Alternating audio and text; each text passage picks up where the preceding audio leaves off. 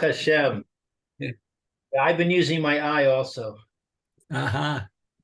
New eyes, new teeth. Okay, new Chodesh, a new month. The 20th of July, Rabbi Furst, Pierke Avos. Fine, very good. Thank you, Luke. Yes. Good morning. This is our first year in Shiva Shamanasi here in Shlaim Care Zoom. We are normally learning Pirkei Avos, but I thought maybe something a little more focused for the next week or so. It's for Tisha B'Av. So I think you may have received the document I sent out yesterday afternoon.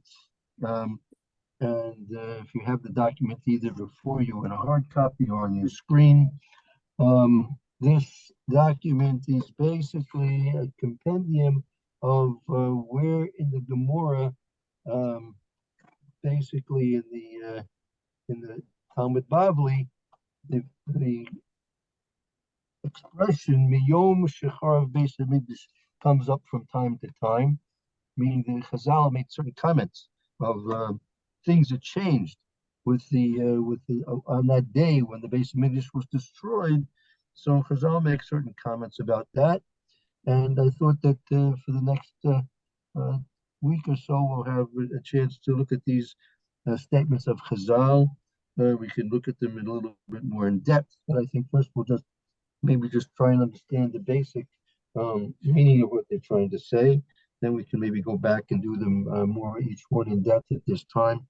And so this will be, hopefully we won't be fasting on Tisha B'Av, but part of the fact that we won't be is if we really take it to heart what the Korban's all about and how it affects us and how we feel removed and grieving over that. And so I think this will be a big advantage to know about these things that Chazal have to say about the Korban Beis Hamikdash. Good morning, Roy. Good to see you. I have to turn down. Good morning, Rabbi Furst. And good morning, Meir and Luke. Good morning. Good morning. Morning, Rai. Okay, let's start. Anyone like to begin to read? I would. Okay, please. Very good. Okay. Okay, so Mishnah Maseches Sota, Perek Tet. Rabban Shimon ben Gamliel Omer, Mishum Rabbi Yehuda. Yeah, I'm sorry, Yehoshua.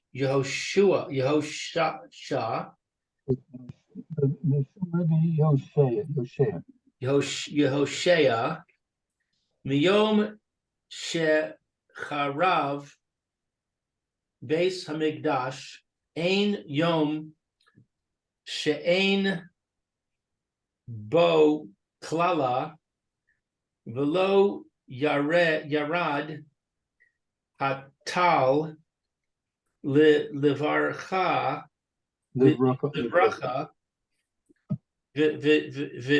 Venital Tam Haperos Rabbi Yosei Omer Af Nital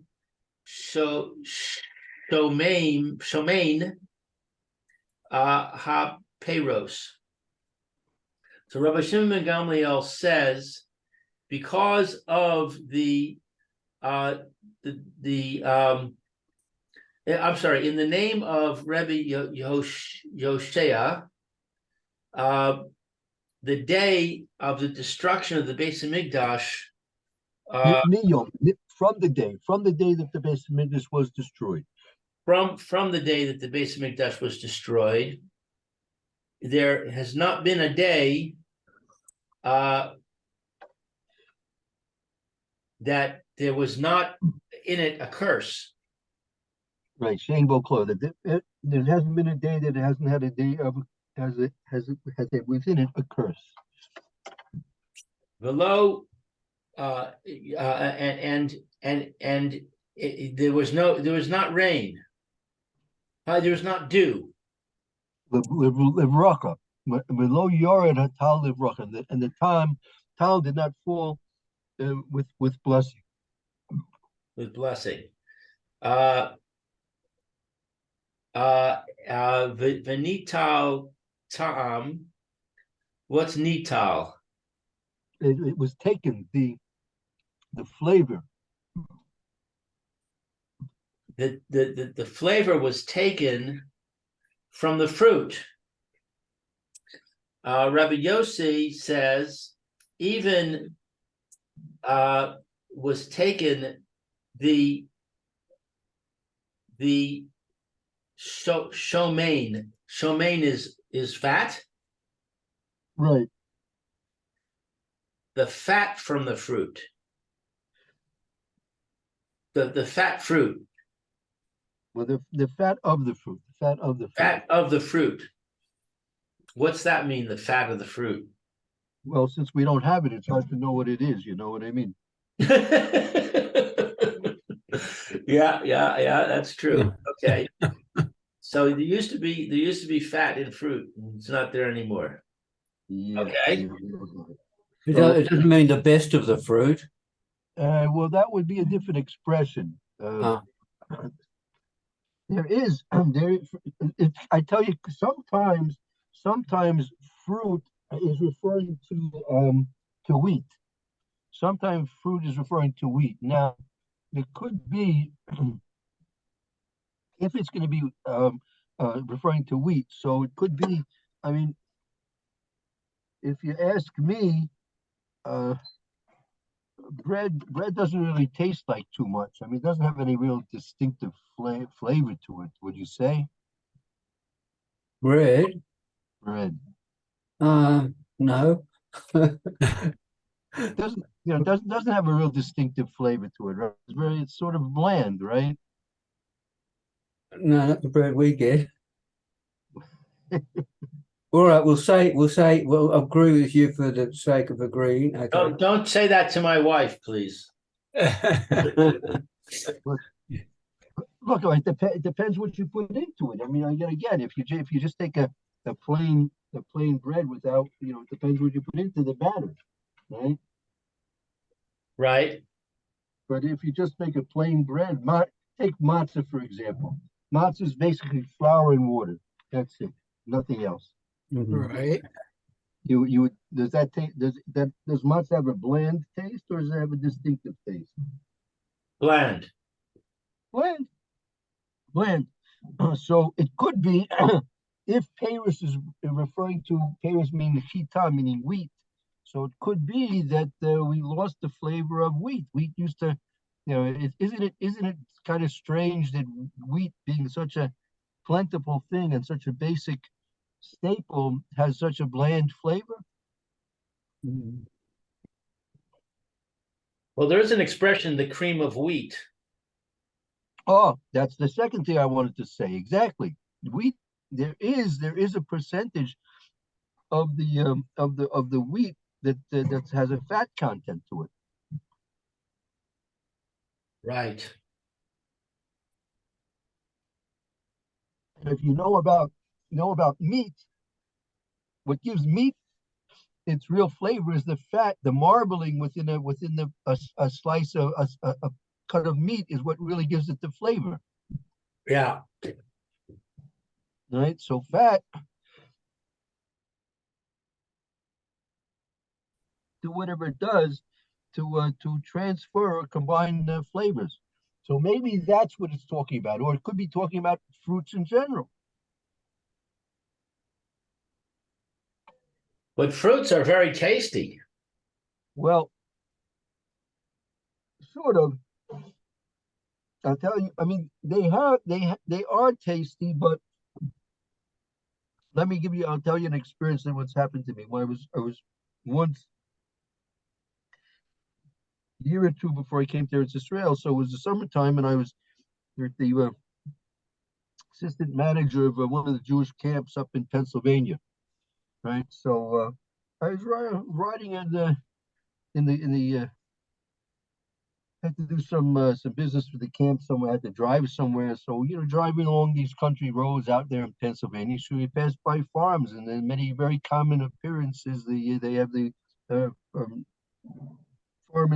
farmers roadside stand that they'll put on there. They'll put the fresh fruits and vegetables, and they'll put them out for sale on the roadside, and people come and they pick out right there from the roadside stand of the farmer, fresh fruits and vegetables. Right. Very nice. So I was passing by this one place and stopped. So they had the peaches, peaches, each one about the size of a baseball or so, and tree ripened, right? Tree ripened.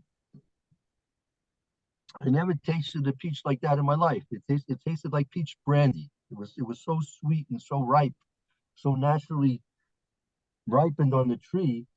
It made every other peach I ever tasted in my life to taste like a potato. Yeah. Mama said, I said this is the way a peach is supposed to taste. I remember one time I had a garden, So among the many different things I grew, there was broccoli. Said fresh garden, homegrown broccoli. It like it put to shame all the what's being sold in as broccoli, right?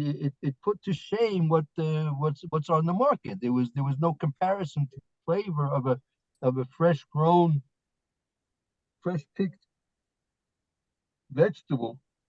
They really have a flavor, a real flavor. But so that's only a little bit of an inkling that I got into maybe what this is referring to. I mean, they have what we have are distinctive flavors, but nevertheless, they're far from what really maybe the flavors could really be. So, and that was all because of the influence of the Beis Hamikdash, the bracha that the Beis Hamikdash brought to the world that we're lacking that. So the fruits correspondingly don't have the proper. There's not the spiritual influx of blessing to them, and there's not the physical influx of what they need physically to become fully flavorful. So that's just one thing that we're missing because of the Beis Hamikdash's destruction. Okay, as I said, we'll try and go through this, and then if we finish it, we can go back and look at things, and I'll try and find Meforshim on all of these statements, and find we'll learn more about these things as we get maybe more deeply involved. Okay, let's continue on to number 2. Okay. Talmud Bavli, Maseches Brachos, Perek Aleph. Masai.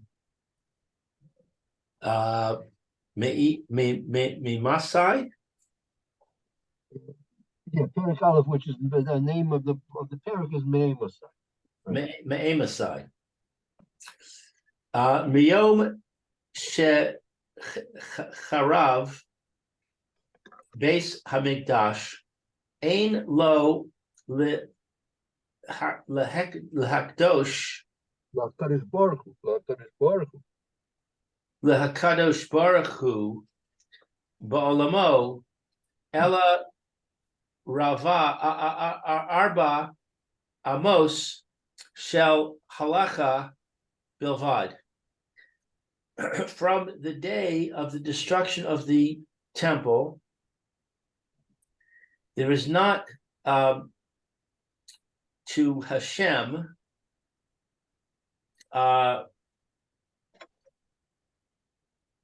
Ba'olamo, in his world, it's not to Hashem in his world. In his world only. There's only to Hashem in this world, in his world, the 4 measures of law alone. Right. Only in the Arba Amos Shel Halacha Bilvad. Only within those 4 Amos, 4 measures of halacha. That's where Kadosh Baruch Hu, so to speak, limited. So this is a statement that has to be understood on several different levels, right? But just suffice it to say for right now is that we see with the destruction of the Beis Hamikdash, there was a tremendous limitation of Kadosh Baruch Hu's presence in this world, meaning it's become very, very specifically and very drastically limited. Whereas during the time of the Beis Hamikdash, it was much different. So again, we're gonna, as I said, we're gonna go back. Hopefully, we'll have time. We'll go back and I'll provide various different commentaries that'll help us understand these statements in a more deep and clarified way. Okay, let's go on to number three. This is an Yeah. expression, Arba Amos Shel Halacha, that's an expression. Excuse me. Right. That's an expression, correct. What does it mean? Basically, it means where people are learning Torah, and not just Torah. It means where people are learning halacha, not just simply learning Torah, but they're learning halacha. And basically, like in the base mention, why is it mentioned Arba Amos? Why is such a specific amount of area? Again, that's something which we need to see them before she. Hopefully, we'll get a chance to see what that means in a more deeply clarified, understanding way. Mitzvah Shem. Okay, Talmud Bavli, Maseches Brachos, Perech Hey, Ein Omdim. V'amar Rabbi Elazar, Miyom Shecharav Beis Hamikdash, Ne Nalo Sharei Tefillah. From the day of the destruction of the temple, what is this ne nalo? Hello, they you know on Yom Kippur, the last prayer service of Yom Kippur is called Nila. Right, the closing. Yeah, the closing of the gates. Right, the closing of the gates. So from the day of the destruction of the Beis Hamikdash, the gates of prayer were closed. Right. Shne'emar, as it says, Gam ki az azak ve ashvo shitam tefilasi. Also, because what is this azak? As from tzaka, to cry out, right? Cry, because of crying out. And what is the next word? Ashoa. Show us. So I'll tell you. This is a pasuk in Eicha. Okay, maybe if you have a Tanakh, let's take a look at the pasuk in Tanakh. It's a pasuk in Eicha, in the third parak in Eicha. That's we read Eicha on Tisha B'Av. Okay, let's see. Eicha. Right, so it's in the third parak and the eighth pasuk. The parak Gimel pasuk Ches. 17, 16, 17. Oh, here it is. Lamentations. Eicha. What was it again? Third parak, number 3, chapter 3, and verse number 8.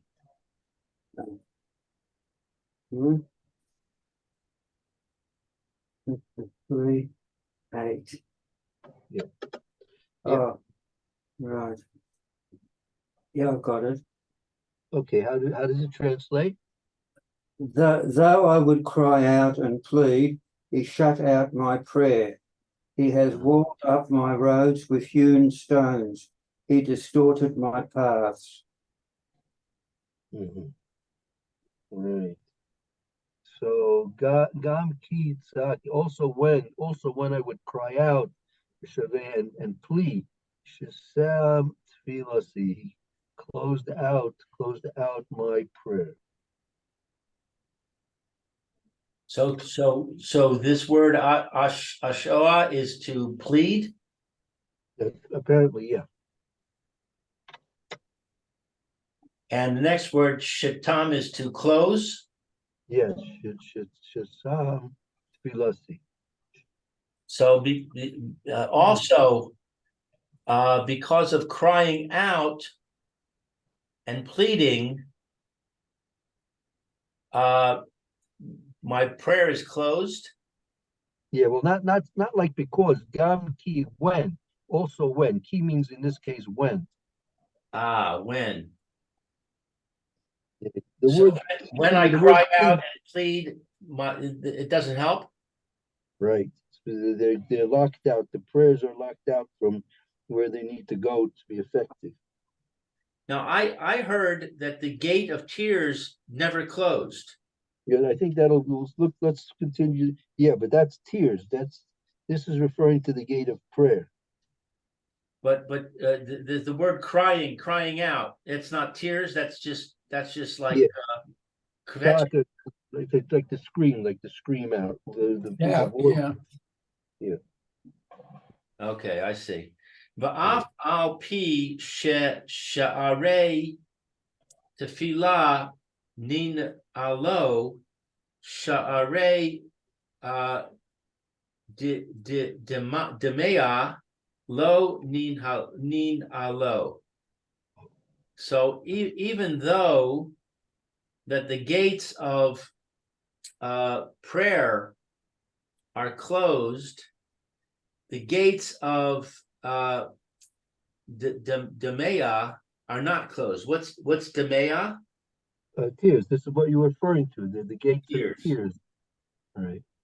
The gates of tears are not closed. Shne'emar shema'a tefilasi Hashem. Oh, Shemea tefilasi Hashem v'shoati ha'azina el de ma'asi el te Al. It's not El. It's Al. al Alo. al Al Techeresh. to cherish.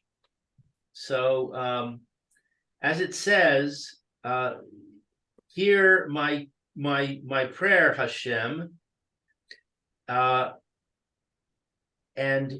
hear what is hazina? I think like that's to also to heed my tears. Oh, and my tears heed. I'm sorry. No, it's Vishoat. What's Vishoati? Vishoati, Isaiah Shoati is my my petitions, like my petitions. Okay, heed my petition concerning my tears, and concerning what is charesh? Al tichare, do not. Al means do not.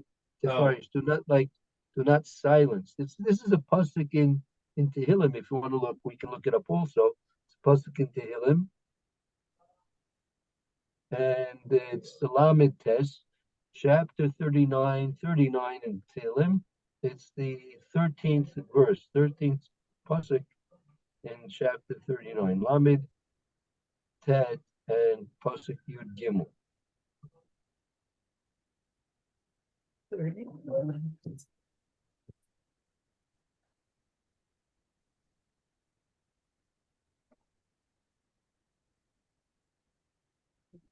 Did you find it there? 13.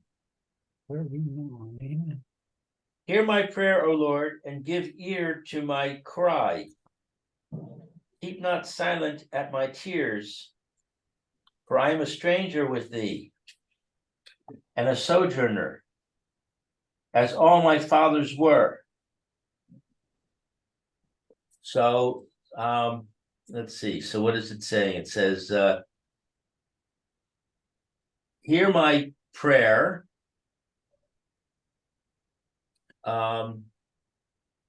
So it's translating the word Yeshua T as prayer. Yeah, like it's actually it's actually a little bit stronger than simply prayer. It's a more emphatic type of a prayer. We have it occurs a few times in davening. If you want to, if you have your siddur right at the beginning of Psukkah Zimra. If you look at the very beginning of Psukkah Zimra.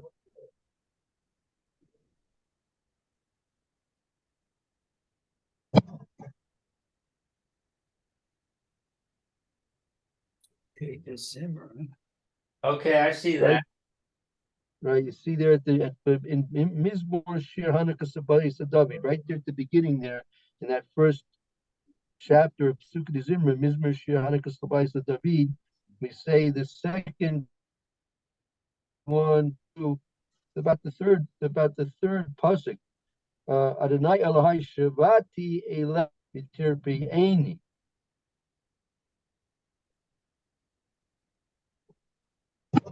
I see that. So how do they translate it there? Shavati Elecha. I cried out to you and you and you healed me. Right. So it's a cried out. It's like crying out. And then there's another time, it shows up another time. If you look before. He called here. I went to answer the phone. He Yeah. wasn't there. That if you look that before. Oh yeah, I saw. On Esrei. I called him back. Before Shimon Esrei. On the phone. The paragraph before Shimon Esrei. Right? When Finding that. Yeah. Before Shemona Esrei. Maybe I did. I see that. Rock of Israel. It says over there, it says just before it has the Mi Kamocha De'elim Hashem. Mi Kamocha. 3 or 4 verses before you get to the beginning of Shemon Esrei. I see it. And so you go a couple more verses before that. It says right. It says Ozer Dalim V'Oine La'amo Be'es Shava'am Elav.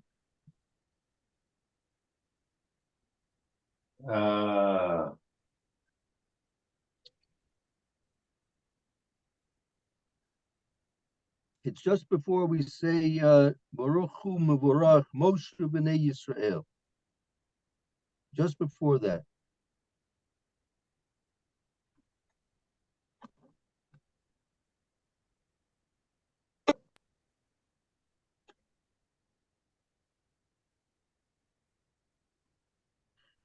I don't see that. Let's see. Baruch and Baruch.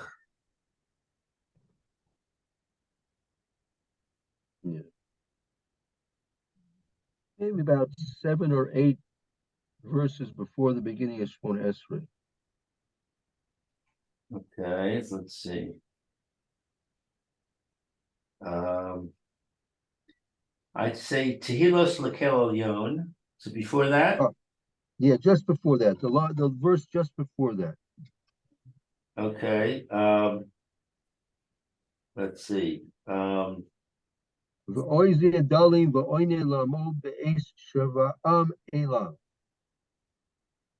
Okay, I see Alzos Shebechu Ahuvim. Avos.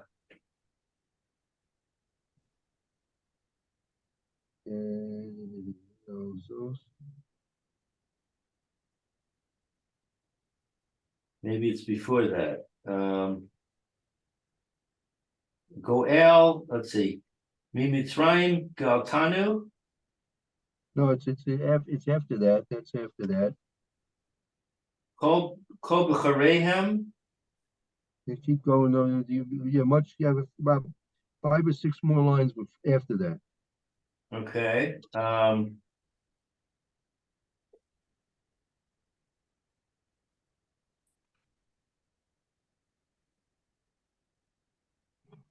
Right where it says, you see where it says Tehilas Lekel Elyon?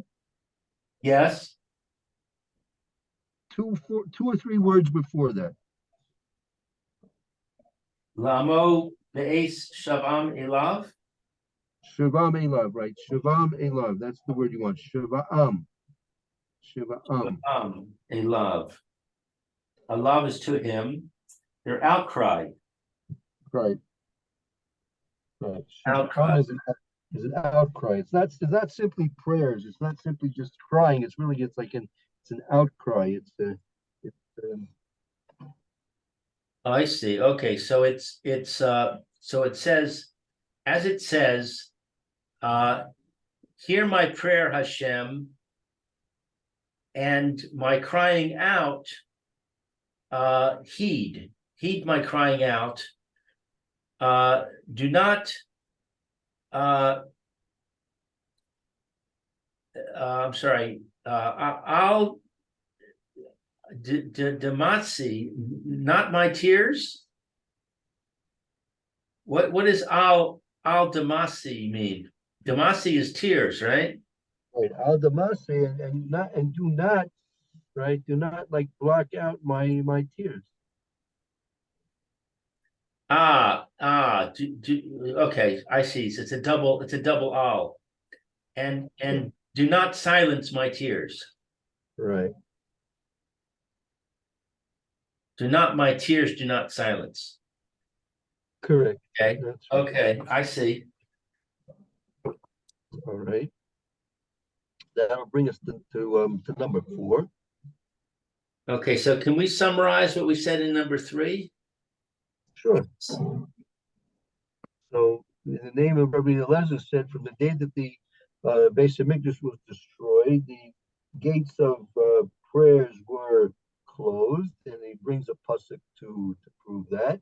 However, right, even though that the gates of prayer have been closed, the gates of tears have not been closed. And also he brings a pasuk to prove that as well. I see. Saying okay, that's the last thing is just the support. Is this the raya for the fact that the tears have not been stopped? Right. I get it. Okay, thank you.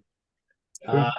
Talmud Bavli, Maseches Brachos, Perech Tet, Ha'ruah.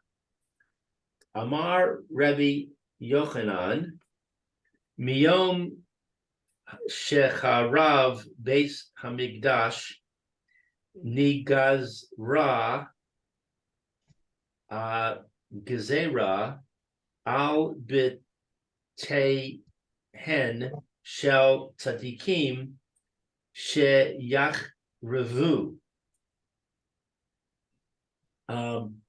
It was said by Rabbi Yochanan, from the day of the destruction of the temple, it was decreed a decree upon the houses of the righteous. What is this word? Sheyach Revu? Right. So the same word as Miyom Shecharav. The shortest is Charav, Ches Reis Beis. Miyom Shecharav, from the day of the destruction of the Beis Hamikdash. It was Gozer Gezer was decreed a decree upon the houses of the Tzadikim, the righteous, that their houses shall yishcharu, they should be destroyed. Ne'emar be'azni Hashem Tzivaos im lo batim rabim lishma lishma yiyu gedolim v'tovim me'ain yoshev. As it says, in the ears of Hashem, a master of legions, there will not be houses, many houses to what is this lishma? It's not an ayin, so it's not to hear, right?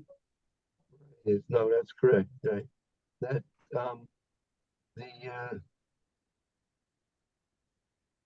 In the name of?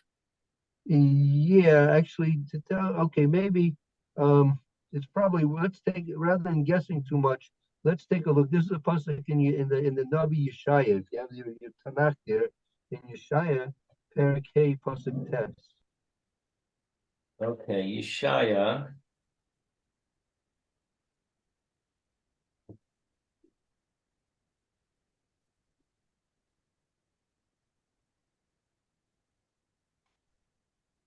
Yeshayahu. Right, that's Pierke, pasuk tes. Okay, Yeshayahu 5:9. Let's see, Aleph.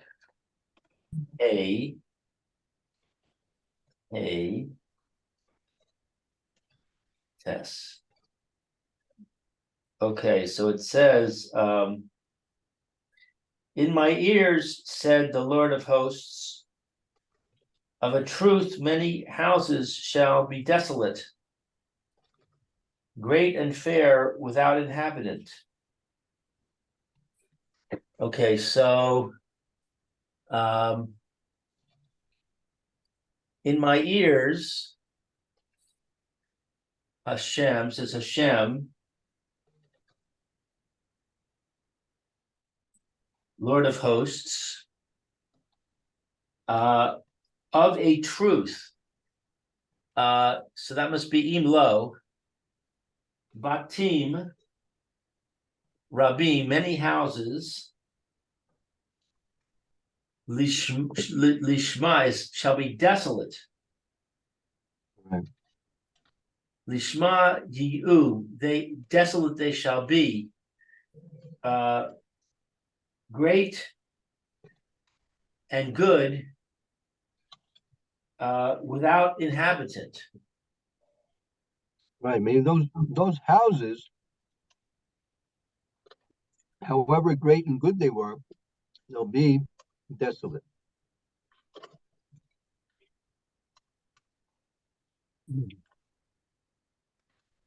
That's 5:9. Right. Okay. All right, so what's the point here? This is a statement by Rabbi Yochanan, and he's saying that there was a decree that the houses of the righteous would be destroyed. And then it's a quote from Isaiah, Right. which is the Raya. Correct. Okay. All right. 5, Talmud Bavli, Meseches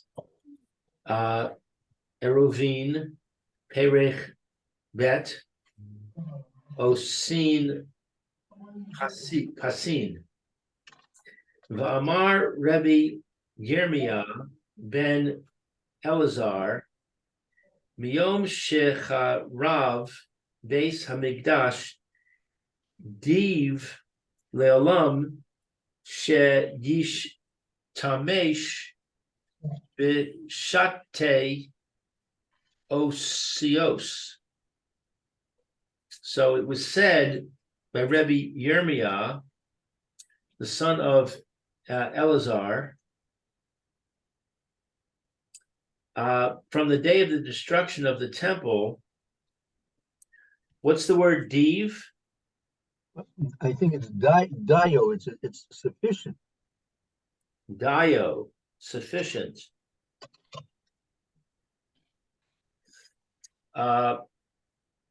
Le'olam, it's always sufficient. Like Allah means for the world. I believe it's for the world.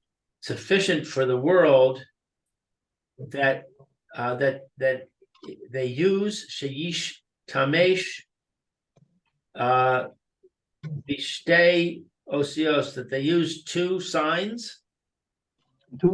Literally like two letters, two letters.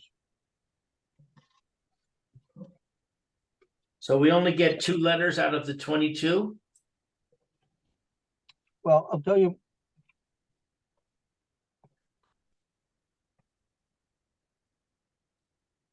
This is a reference to the usage of the name of a Kadosh Baruch Hu, right? Oh, Right. So if you remember in the Beis Hamikdash, they would be able to say the name Meforish of a Kadosh Baruch Hu, but that came to an end with the destruction of the Beis Hamikdash. So now you can only use two letters, meaning usually that's the Yud and the Hey. So we'll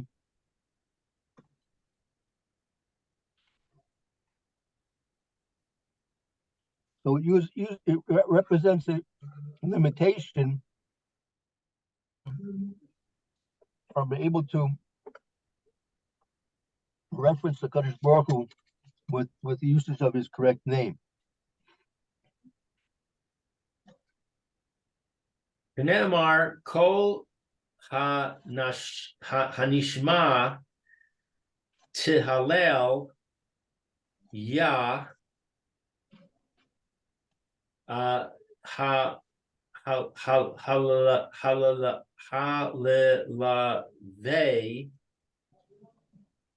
Yeah. That's hallelujah, hallelujah. Hallelujah. So Right. that means So praise Hashem. As it says, all souls will praise Hashem, praise Hashem. Right. We say this in Sukhism also. Remember this? Yeah, This it is the end. sounds familiar.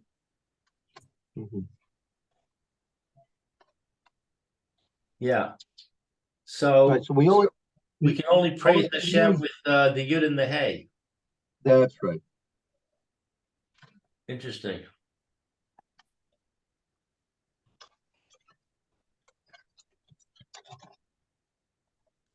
Okay. Again, we'll try and go over this again, and we'll get a little more insight into each one of these things as we go further. Let's try and do maybe one more. Okay.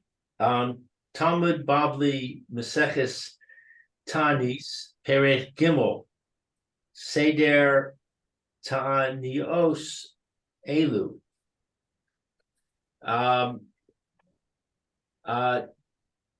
Tania Amar Rabbi Eliezer ben Parta Miyom Shecharav Beis Hamikdash Naasu Gishamim Tzimokin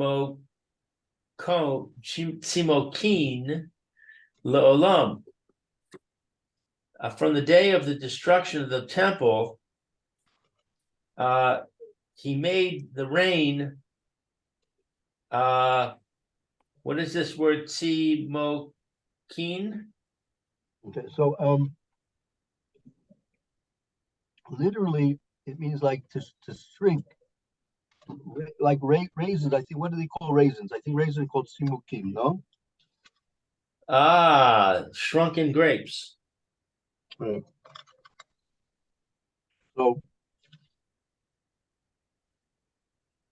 Okay, I get it. Okay, so he made the range shrink up. right now, what that really means, I'm not sure. Again, we have to see what the Meforshim when we get around to do this again. I'm trying to understand what the Meforshim, how they explain what that means. Yesh shana she gishamei mirovin the yesh shana she gishamei moatin.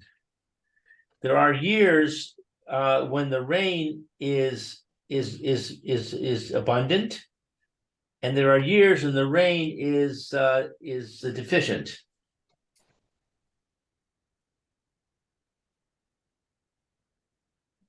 Right.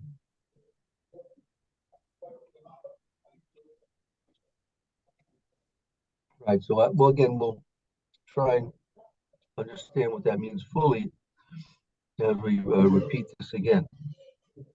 Okay. So that brings us to number 7 for next time. Thank you, Rabbi. Okay, Very good, Yeshaya, very Lou. Good Very job. good job. Thank you.